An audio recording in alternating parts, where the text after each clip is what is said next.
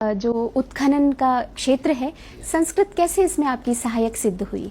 देखिए, आप जो ना जब भी एक्सकेवेशन करेंगे, एक्सकेवेशन में करेंगे तो आपको तो बहुत सारी चीज़ें मिलेंगी। अच्छा, उसमें एक इम्पॉर्टेंट चीज़ें हैं मूर्तियाँ। मूर्ति कभी शिव का होगा, कभी ब्रह्मा का होगा, कभी विष्णु का होगा। तो आपको इसको आइडेंटिफाई करना है कि ये किन का है, ये ब्रह्मा का है, ये विष्णु का है या शिव का है, जो भी है। तो अगर शिव का है, शिव का तो खैर तो जटा मुकुट होगा, उनका तो खैर बहुत भारी जो ना हेयर है, और उसी तरीके से उनका चर्म वस्त्र होगा। तो ये आइडेंटिफाई करने के लिए आपको कुछ श्लोक ऐसे हैं, जैसे जडी चर्मी शिखंडी च सर्वांग सर्वभावना हरिश्च हरिनाच सर्वभूत हर प्रभु। इट इज अल्टीमेटली ही वही आखिर में सबको खत्म करते हैं। शाश्वतम शिवम अच्युतम। अगर कोई बचता है दुनिया में, दैट इज ओनली शिवा। तो इस तरह की, और यह विष्णु है। विष्णु के लिए विष्णु का कई फॉर्म है आपका। तो एक फॉर्म ये है, अनंत शेषाई विष्णु है, शांताकारम भुजगशयनम पद्मनाभम सुरेशम। या फिर आपका डिफरेंट अवतार है, मत्स्य कूर्म वराहस्य नरसिंह वामन तिथे। ये सब चीजें जो ना आपको इमीडिएटली आपको पहचानना है, तो संस्कृत के बगैर आप काम नहीं कर सकते। इसलिए एक तो मुझे दिलचस्पी था, मुझे लगा था कि जना मैं शायद पिछले जन्म में कोई ब्राह्मण परिवार में ही पैदा हुआ होगा, तो इसलिए मुझे एक लगाव था लैंग्वेज से, और फिर मैंने उसको आगे भी बढ़ाया, जो मुझे बहुत काम आया बाद में। यदि मूर्तिकला के विषय में हम बात करें तो हड़प्पा काल के बाद हमें सीधा प्रमाण मिलते हैं अशोका काल के, और अशोका काल माना जाता है 300 ईस्वी पूर्व का। और इससे पहले हमें कोई मूर्ति, कुछ भी प्रमाण हमें नहीं मिलता जो कि हम दिखा सके कि इस काल का ये प्रमाण है। अंधकारमय युग वो माना जाता है पहले कहते थे जी। लेकिन बौद्धिक दृष्टि से ये बहुत ही उन्नत काल है। ऐसा कहते हैं कि पुराणों का रचना काल, उपनिषदों का रचना काल, ये यही काल है जो वो काल है। तो बिना किसी एविडेंस के, बिना किसी प्रमाण के आप कैसे ये प्रमाण देते हैं कि पुराणों का रचना काल या उपनिषदों का रचना काल यही एक पीरियड था, यही एक काल था? सही। इसलिए बहुत सारी चीजें हमको पहले से पता नहीं था। इसके बाद जो फिर जो एक्सकवेशन शुरू किया जी, कई जगह पे, जैसे हस्तिनापुर है। हस्तिनापुर जो वैदिक काल में जो एक बहुत बड़ा राजधानी थे। उसके बाद महाभारत में कई जगह के तस्करा दिया है, रेफरेंसेस दिया है। तो उसमें लड़ाई अवॉइड करना चाहता था, तो उसमें पांडवों ने कहा कि हमें तो 5 जगह दे दीजिए।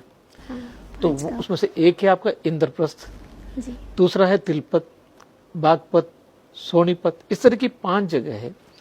तो एक तो पहले हस्तिनापुर में एक्सकवेशन किया प्रोफेसर बीवी लाल साहब, जो इंडिया का माने हुए बहुत नामी के रामी आर्कियोलॉजिस्ट है। उन्होंने जब एक्सकवेशन किया तो उनको कुछ ऐसी चीजें मिली, ऐसी प्रमाण मिला, ऐसी पोट्री मिला जो 3rd सेंचुरी BC जो आपने कहा उसके पहले जा रहे हैं।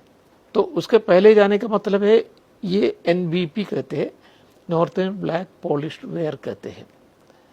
तो वो पहले हम लोग समझते थे कि ये 7th सेंचुरी BC तक है, लेकिन अयोध्या के एक्सकवेशन के सिलसिले में फिर बाद में देखा तो ये पता चला कि नहीं, ये 1200 BC तक जाते हैं करके। अच्छा।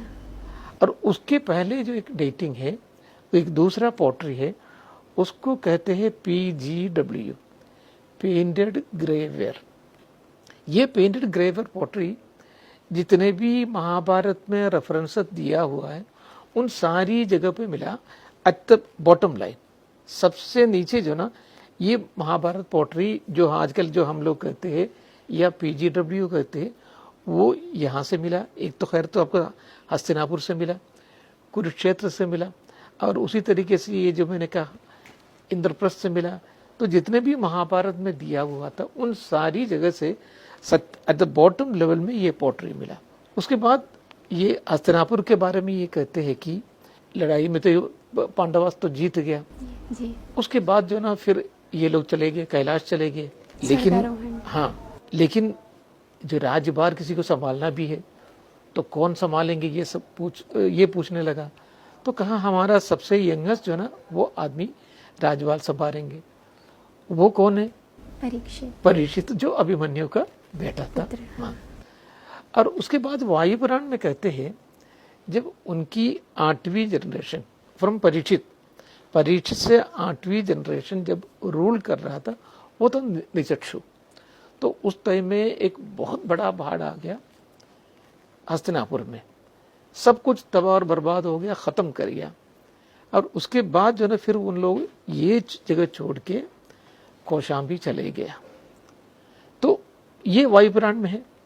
तो उसी के हिसाब से प्रोफेसर बीबी लाल ने एक्सकेवेशन करके देखा, तो फिर सबसे आखिर में फिर उनको एक बहुत बड़ा फ्लड लाइन मिला। अब फ्लड लाइन मिलने के बाद जो है यहाँ सब कुछ खत्म हो गया, और उसके बाद जो है फिर वो चले गया एक्सकेवेशन के लिए कौशाम्बी। कौशाम्बी में इसका कंटिन्यूएशन मिला। तो इसी बेसिस पे उन्होंने इसको जोड़ा है, जो वायुपुराण में जो कहा था उससे जोड़ा है इस एक्सकेवेशन से। एक तो हस्तिनापुर के एक्सकेवेशन, फिर कौशाम्बी के एक्सकेवेशन। ये जो वायुपुराण का जो आपने पूछा है जी।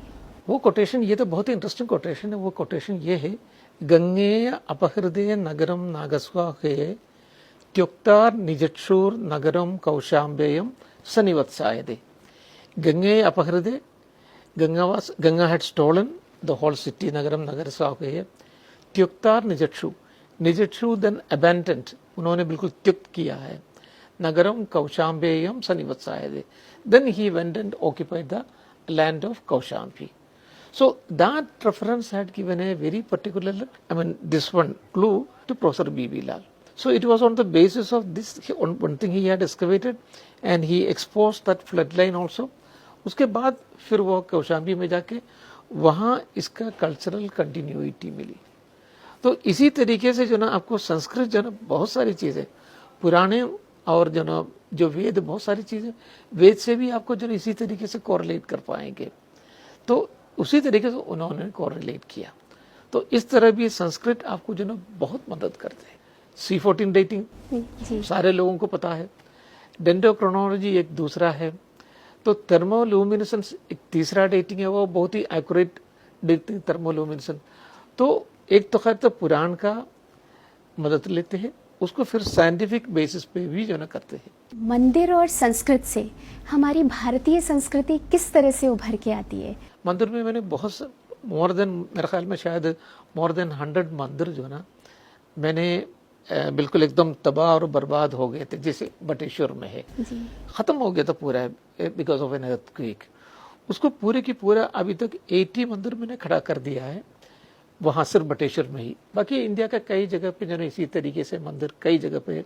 एक तो भोजपुर में एक बहुत बड़ा मंदिर है जिसमें सबसे बड़ा शिवलिंग है जो 27 फीट उसका हाइट है।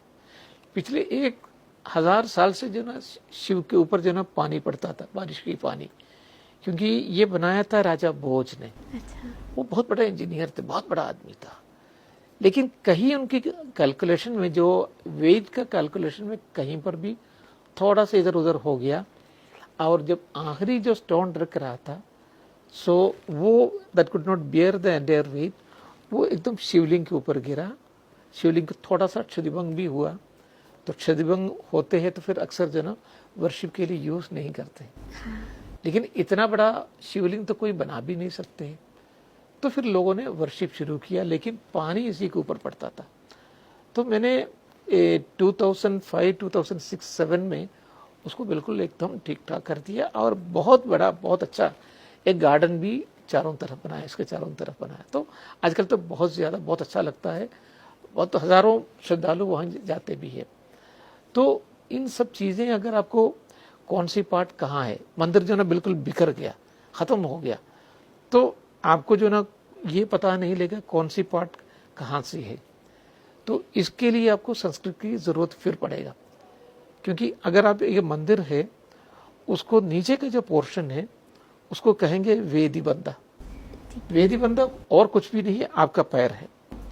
जो कंसेप्ट है मंदिर का वो है इंसान, जो आप है वही है, जो प्रतिष्ठा है वो आत्मा है। तो it is a connection between, दोनों के कनेक्शन है, आत्मा और परमात्मा का कनेक्शन है। तो वेदी बंदा मीन्स जो आपके जो बिल्कुल एकदम पैर। उसके बाद जंगा कहते हैं, वो तो आपके ये पोर्शन, फिर आपको शिखरा कहते हैं, फिर ऊपर का। तो this is the same concept. अब ये एक एक चीज पता करने के लिए वेदी बंधा अगर है तो उसमें 3 पोर्शन रहेगा, एक तो होगा खुरा, कुंभा, कलशा। तो इसी तरीके से एक एक पार्ट अगर आपको जानना है, again you have to go to Sanskrit text. तो उस जमाने में टेक्स्ट थे, मानसारा थे, माया मदद था, और सम्रांगण सूत्रधार एक बहुत बड़ा था, तंत्र समुच्चय था। तो ये सब चीजें आपको पता लगना है, और कहीं पढ़ा हुआ है उसको समझना है, ये कहाँ पड़ेगा। तो इन सब चीज़ों के लिए आपको संस्कृत की फिर ज़रूरत पड़ेगा, और उसी हिसाब से फिर हम लोग जो ना दोबारा रिकंस्ट्रक्ट करते हैं। तो एक एक मंदिर जो ना बिल्कुल खड़े होते जा रहे, खड़े होते जा रहे, खड़े होते जा रहे। ये सब जो ना संस्कृत की मदद की वजह से हुआ, वरना नहीं हो पाता था। जी, वार्तावली में हमारे कार्यक्रम में बात करने के लिए